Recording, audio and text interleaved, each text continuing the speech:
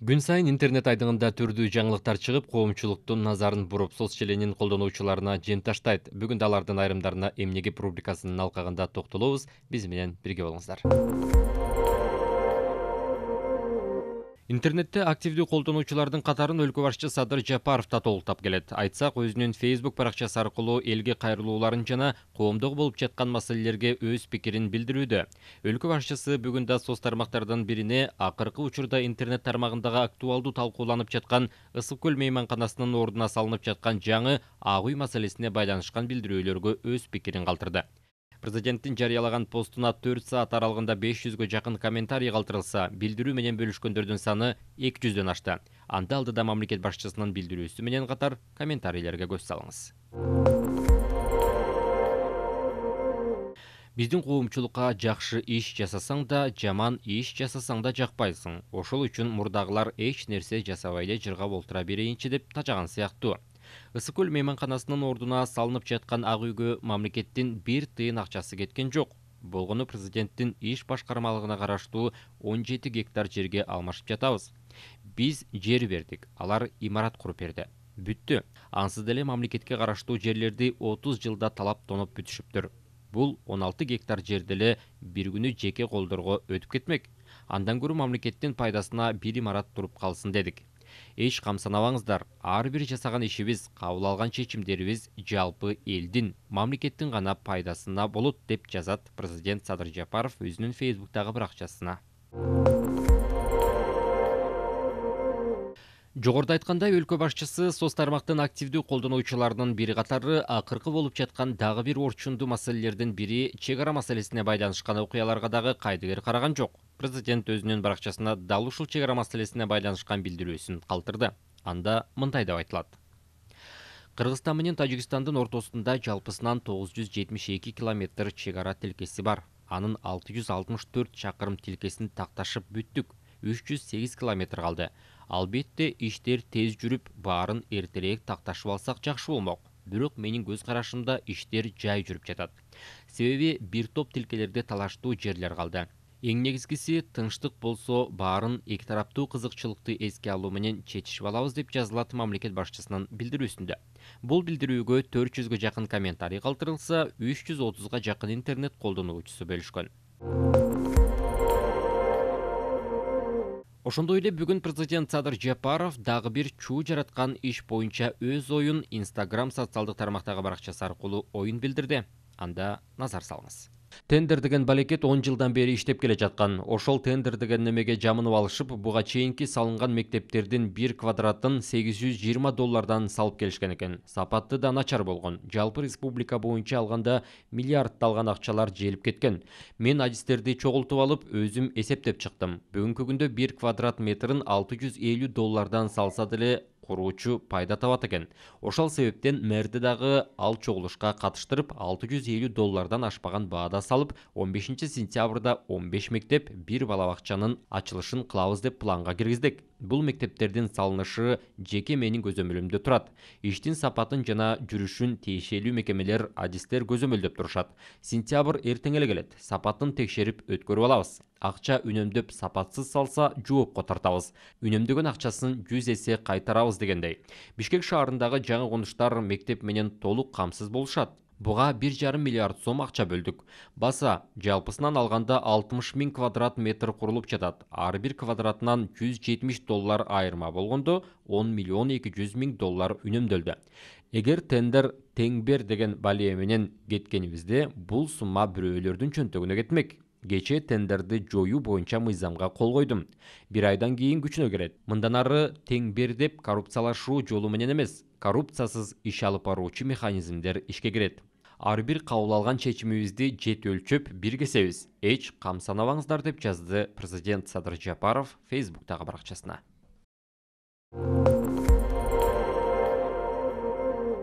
Биз интернет тарамагындагы колдонуучулар тарабынан сын пикирге жана ошондой эле колдоого алынып көп талкуу жараткан маалыматтарга токтолуудабыз. Алардын бири Достук кыргыз-түрк ооруканасы баш калаанын мэриясынын балансына өттү деген маалымат жагымдуу пикирлерге толуп, жакшы жаңылыктардын катарын толуктады. Бишкек шаарынын мэриясынын муниципалдык менчикти башкаруу башкармалыгынын күч аракети менен Түрк агенттигинин ортосундагы долбоордук кызматташуу келишимин ишке ашыруунун алкагында курулган номер 1 шаардык клиникалык ооруканасынын аймагындагы оорукананын имараты Түркиянын премьер-министринин аппаратына, Бишкек шаарынын мэриясына, Кыргызстандын саламаттык сактоо министрлигине караштуу кызматташуу жана координациялоо муниципалдык менчикке өткөрүлдү. Бул маалыматты мэрия социалдык тармактагы баракчасы аркылуу жарыялады. Жалпы аянты 10.037,4 чарчы метр болгон оорукана комплекси Фучик номер 15 бөлчөк 2 дарегинде жайгашкан. Оорукана 2017 жылы Түрк кызматташтык жана координация агенттигинин колдоосу менен курулган. Керектүү жабдуулар менен жабдылган жана 72 орунга эсептелген. Анын ичинен 21 реанимация керебети, ангиограф, КТ сканерлөө, магниттик резонанстык томография, маммография, рентген аппаратурасы, УЗИ, гастроскоп, эхокардиограф жана башка көптөгөн диагностикалык аппараттар бар. Мына ушул маалымат чыгаары менен интернет колдонуучулары колдоо алып, жакшы жаңылыкка таргап алышууда. Интернет тармагындагы дагы бир жакшы жаңылык. 15 апрелден тарта Ташкенттен Бишкекке эл аралык автобус каттамы ачыла турган маалымат тарады. Маршруттун графиги Ташкент автобекетинин сайтына жарыяланган. Каттамдар күнүнө 2 жолу саат 18:00 жана 19:00 ар бир күндүн жыштыгы менен аткарылат. Айта кетсек, Ташкент Бишкек каттамынын узундугу 601 километр, жол жүрүү убактысы 12 саат 40 мүнөт. Билеттин баасы 250 000 сум же $22 түзөт. Эске сала кетсек, Ташкент Бишкек эл аралык автобус каттамы 2020 жылы коронавирустук пандемияга байланыштуу токтотулган. Мындай көп убакыттан кийин жанданган каттам эки тарапка көп каттаган жарандар үчүн жагымдуу маалымат болду. Ал эми интернет колдонуучулары бул маалыматка 5000ден ашык лайк басса, 1000ден ашык комментарий калтырышкан.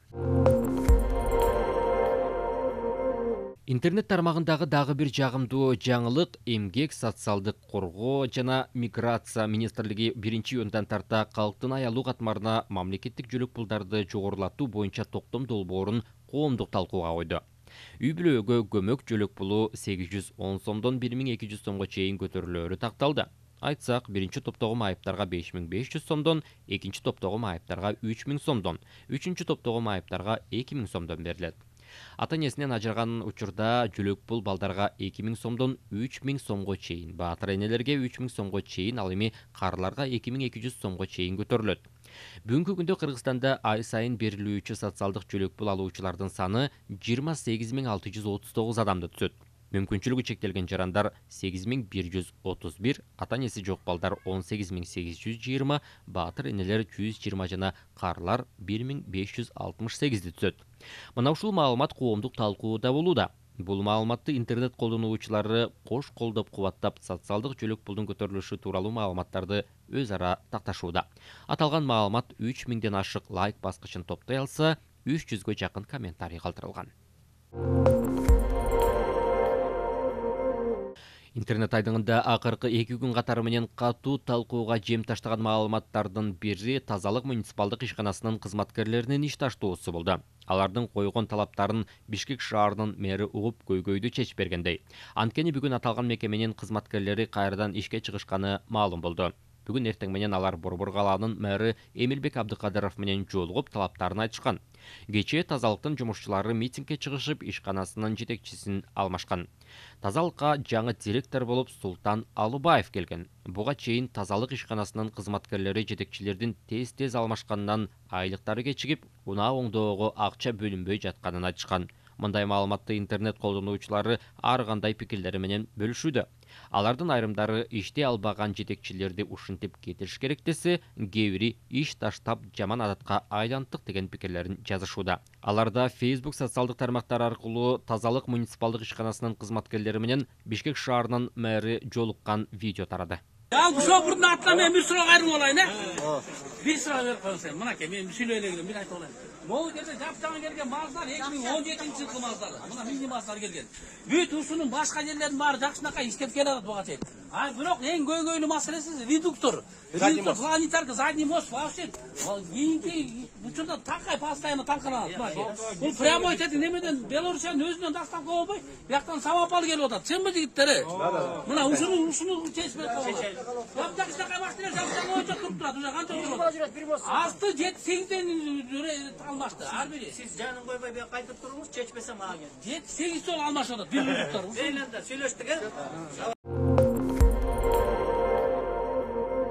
Ошондой эле интернет тармагында санариптик өнүгүү министри Талантбек Иманов калкты каттуу борборунун бирине кирип, элдерге өзү түшүндүрмө берип жүргөн видео тасма тарап ал коомчулукта жылуу пикирге толду. Анткени жарандардын арыз моңу жеринде министрдин өзүнө берилип, чечилбей келген маселелер болуп келген. Көрүп турган тасма 2,5 миңден ашык көрүүчүгө ээ болуп, бөлүшкөндөрдүн катары азыр да болсо токтой элек.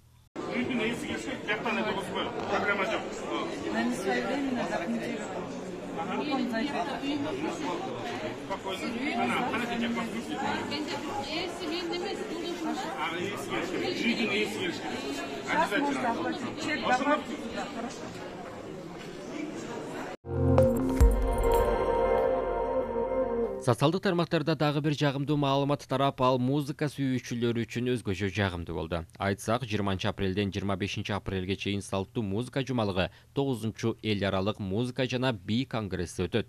Жумалыкта салттуу музыкалык искусствонун окуу жайларда окутулушу боюнча илимий практикалык конференция, эл аралык музыка жана би конгресси болот.